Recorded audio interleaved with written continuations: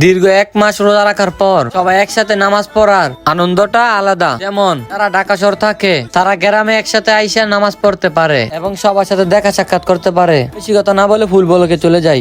আসসালামু আলাইকুম গাইস, আমি রাকিব ব্লগার। সবাইকে প্রথমত বলে নেই ঈদ মুবারক। আর আজকে কোথায় চলে যাইতেছি আশা করি ভিডিওর থাম্বনেলটা দেখে বুঝতে পারছেন।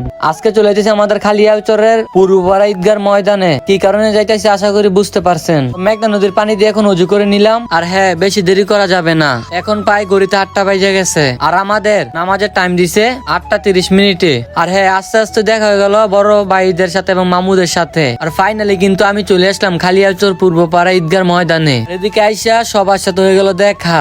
শুধু তাদের সাথে দেখা হয় নাই, প্রবাসী বড় ভাই বেড়াদাদের সাথে।